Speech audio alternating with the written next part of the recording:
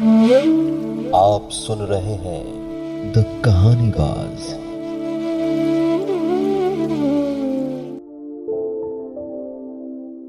नमस्ते दोस्तों, स्वागत है आपका एक बार फिर से द कहानीबाज के कहानियों में। हमारी आज की कहानी का नाम है यूपी 65 और आज ये हमारा 5वां एपिसोड होने जा रहा है। तो आइए चलते हैं कहानी की ओर।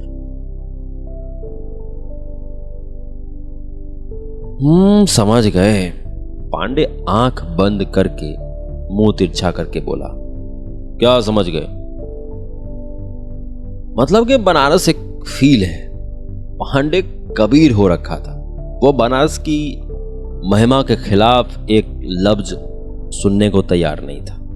जैसे उसने अपने कान पर एक बनारसी दरबान बिठा रखा हो। भीतर वही जाएगा जो बनारस का गुणगान हो। हम तीनों पांडे के दार्शनिक स्वरूप को देखकर लोटपोट हो रहे थे। पांडे किसी अलग प्लेन ऑफ थॉट पर निकल चुका था और उधर कबाड़ी केदारनाथ सिंह की कविता के सहारे बनारस के बारे में अपने ज्ञान दर्शन में धारा प्रवाह तल्लीन था। इस शहर में धूल धीरे धीरे उड़ती है, धीरे धीरे चलते हैं लोग, धीरे धीरे बजते हैं घंटे, शाम धीरे धीरे होती है। धीरे धीरे होना, धीरे धीरे होने की सामूहिक लय दृढ़ता से बांधे हैं समूचे शहर को।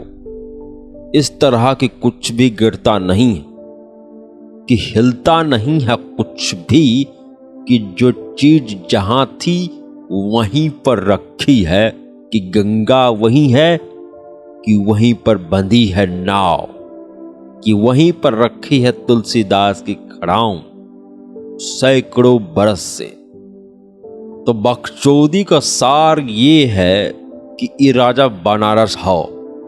अब जो यहां आ गए हो, पार लगोगे ही लगोगे।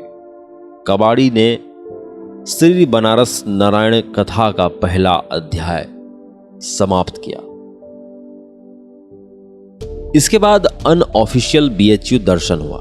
कबाड़ी हमें इसके बिल्डिंग डिपार्टमेंट, प्रोफेसर चपरासी, मेस कैंटीन, मैदान उजाड़, सीनियर जूनियर से लेकर लंका सुसवाही तक का और छोर बता समझा रहा था। उसका लंबा मोनोलॉग बोर्ड एग्जाम के सबसे कठिन विषय की उस कुंजी की तरह मालूम होता था, जिससे एग्जाम में 6-8 सवाल तो फंसते ही फंसते हैं, जिसे एग्जाम के ठीक पहले दिलो जान से घोट लेने का मन होता था। बीएचयू की लंबाई चौड़ाई नापते हुए उसका गुणगान करता हुआ कबाड़ी कभी तुलसीदास सा महाकवि मालूम होता, तो कभी सुरेंद्र मोहन पाठक सा तिलिस्मी जादूगर। उसके पास बिहारी लाल के अलंकार भी थे और काशीनाथ सिंह की गालियां भी। रीतिकालीन हिंदी साहित्य की अतिशयोक्ति भी और छायावाद की रियलिटी भी। कबाड़ी के श्रीमुख से श्री बनारस नारायण कथा का दूसरा अध्याय कुछ इस प्रकार है। ये इलेक्ट्रॉनिक अभियांत्रिकी विभाग HOD है। शांतनु मुखर्जी महासज्जन आदमी है। दिन में जैसे तैसे डिपार्टमेंट हाँकते हैं और शाम के बाद संकट मोचन मंदिर के महंत हो जाते हैं। काहे से इनके दादा इस मंदिर के मुख्य महंत और बाप काशी विश्वनाथ के। 4 साल डायोड, ट्रायोड, ट्रांजिस्टर और ट्रांसफॉर्मर का महिमा मंडन ऐसे बुझाएंगे जैसे रामचरितमानस का सुंदर कांड। इनके हिसाब से दुनिया में दुहाई बात सत्य है। एक तो हरि नाम और दूसरा इलेक्ट्रॉन, प्रोटॉन, न्यूट्रॉन। इनके पेपर में पढ़ लिख के अपना टाइम वेस्ट मत करना। एकदम लप्पो पेपर आता है।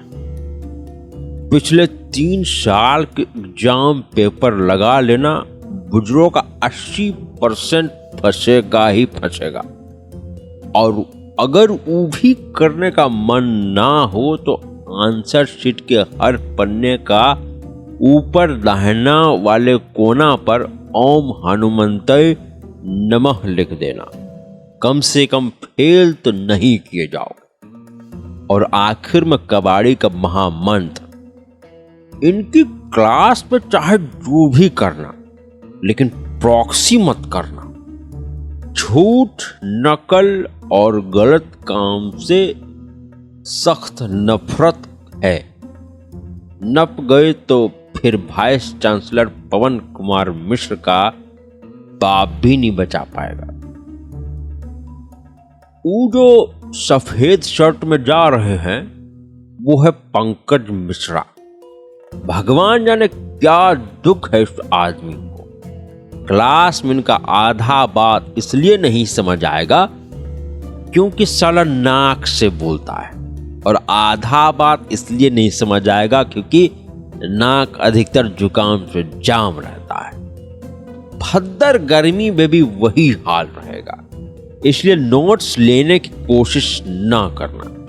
पूरा डिपार्टमेंट आज भी रीटा शर्मा के 4 साल पुराने नोट्स की फोटो कॉपी से पढ़ता है। इनका टेप रिकॉर्डर आज भी 4 साल से वैसे ही बज रहा है। पहला सेमेस्टर कैसेट का साइड ए और दूसरा सेमेस्टर कैसेट का साइड बी। कुमार सानू, अलका याग्निक, उदित नारायण, कविता कृष्ण मूर्ति। वो नटवा देख रहे हो, पूरे बीएचयू का सबसे हरामी लैब असिस्टेंट है। ये बहुचट साला मुक्ति बोध की कविताओं से भी अधिक जटिल है। विचित्र है, 4 साल में इससे बिना डसाए निकलना उतना ही मुश्किल है जैसे सांप सीढ़ी में बिना सांप कटाए 100 नंबर तक चढ़ जाना। लेकिन कबाड़ी के पास इसका रामबाण इलाज है। इसके नाम के आगे जी लगाओ और नाम के पीछे भी जी लगाओ। इतना इज्जत दो जितना साला अपने जीजा को देता है, दामाद अपने ससुर को देता है और औरत अपने दर्जी को देता है। गारंटी है कि प्रैक्टिकल एग्जाम में सबसे कठिन से कठिन सर्किट भी 2.5 मिनट में तुम्हारी डेस्क पे आके सेट करके जाएगा और टीचर को पतियाइए नहीं चलेगा। आनंद फानन में पूरे सर्किट बोर्ड पे बिजली ऐसे दौड़ा देगा जैसे स्वदेश का शाहरुख खान। और हैं डीन अनिल यादव, इनके बारे में बताए थे ना कुछ देर पहले। अरे वही जो वाइस चांसलर पवन कुमार मिश्रा के बीवी की चोली में हुक लगाते पकड़े गए थे। बस इनका परिचय इतना ही है। बस इतना ही क्यों कबाड़ी बाबा? भीड़ में से आवाज आई। काहे से इसके बाद पवन कुमार मिश्रा ने इनको ऐसा रगड़ा कि आज तक हाय हुक हाय हाय कर रहे हैं। कबाड़ी बाबा हुक वाली कहानियां कुछ और हो जाएं। भीड़ बोली, अभी जब तुम लोग 2nd ईयर में जाओगे तब तुमको ये सब खबर मिलेगी। अच्छा बस इतना बता दो कि अंतरी सिंगल है या सेट है? पांडे ने सवाल किया। काहे वे सिंगल होगी तो तुम पटा लोगे? ससुर अभी जुम्मा 4 दिन नहीं हुए और फर्स्ट ईयर की सबसे माल लड़की पर बुकिंग देने का जुगाड़ हो रहा है। तुम्हारा कुछ ना होगा, लिख के ले लो। अरे बता दो, नहीं होगा तो ना सही, एफर्ट पूरा रहेगा। भीड़ ने दृढ़ता से कहा। देखो ये गुरु मंत्र सिर्फ तुम लोग को बता रहे हैं, किसी और बैच को नहीं बताए हैं। ध्यान से सुन लेना। पिछले 15 सालों में हम बीएचयू की सैकड़ों लड़कियों का सैंपल एनालाइज किए। उनका निचोड़ ये है यहां सिर्फ उन्हीं लड़कियों पे लाइन मारना जो कम खूबसूरत है, जिन्हें पहले सेमेस्टर में कोई लाइन नहीं मारेगा, क्योंकि पूरा का पूरा बैच सबसे वायलेंट माल लड़कियों के पीछे लगा रहेगा। 6 महीने में इन कम खूबसूरत वाली लड़कियों का सेल्फ स्टीम वक्त से पहले बूढ़ा होकर राखी गुलजार हो जाएगा।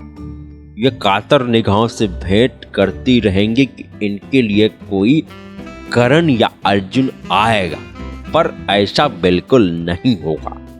ऐसे नाजुक मौके पर सेकेंड सेमेस्टर की झुंझलाहट के बीचों बीच जो लड़का उनकी पथराई हुई आंखों पर पके हुए बालों पर गजल कहेगा, वो उसका पर्सनल गुलजार हो जाएगा। सुकून से 4 साल कट जाएंगे और कॉलेज खत्म होने पर आपसी सूझबूझ से हो जाएगी नमस्ते। और जो लड़कियां वायलेंट माल है वो भीड़ अधीर हो रही थी, कुलबुला रही थी, कसमसा रही थी।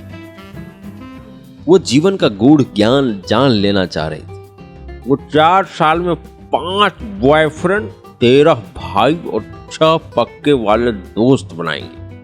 इन 5, 13 और 6 यानी 24 लड़कों के मोहब्बत का करियर कुमार गौरव की तरफ उठेगा और रोनित राय ही की तरह घुस जाएगा।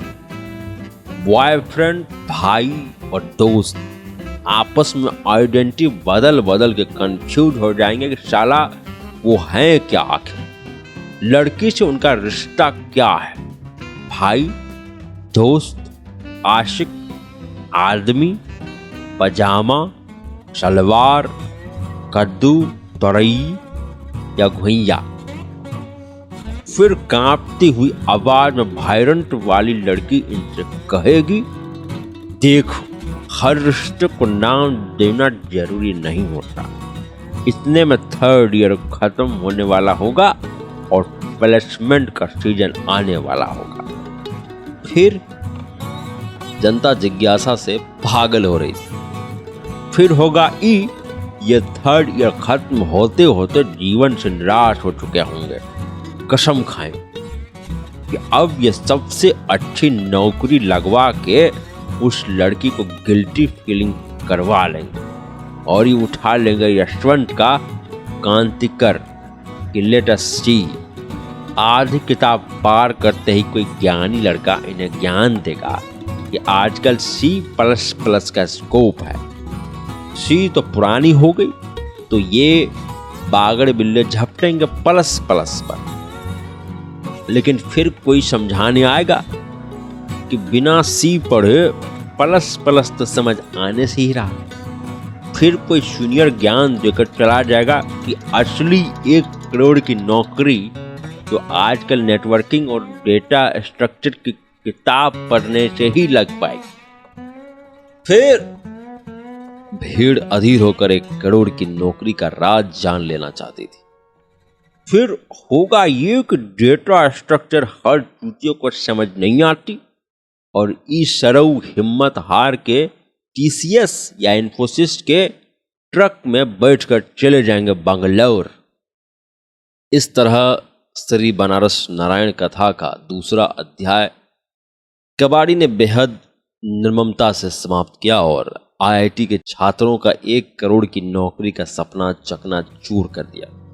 उसने साइकिल हौंक ली, हम उसके पीछे पीछे हो लिए। वह हमें BHU घुमाता रहा जैसे कभी हैमलिन का एक पायडपायर बांसुरी बजाते हुए पूरे शहर के चूहों को मोह ले गया था। हम देखते सुनते रहे, मंत्रमुग्ध गर्ल्स हॉस्टल और उसके बाजू वाला चौराहा जिसे PMC यानी जिसे पिया मिलन चौराहा भी कहते थे, जहां एक से एक प्रेमी कहानियों की इब्तिदा हुई। कुछ फली फूली और बाकी वीर गति को प्राप्त हुई। लिम्बडी कॉर्नर जहां सारा BHU चाय पीने, दोस्ताने, आंख सेकने, आंख मूंदने, अलसाने आता है। Faculty of arts, faculty of music, faculty of law, Dhanrajgiri, Rajputana, Birla, Rocha, Ruia hostel, आप चलते जाइए और देखिए कि कैसे काशी नरेश की दी हुई 1300 एकड़ जमीन पर 132 डिपार्टमेंट, 14 फैकल्टी, 34 देशों से आने वाले 30,000 छात्र और 75 हॉस्टल मिलकर दुनिया की सबसे खूबसूरत यूनिवर्सिटी बनाते हैं। हमारी आज की कहानी में बस इतना ही। मैं आशा करता हूं कि आपको ये कहानी अच्छी लग रही होंगी। इसी तरह बन रही हमारे साथ और सुनते रहिए द कहानीबाज। धन्यवाद।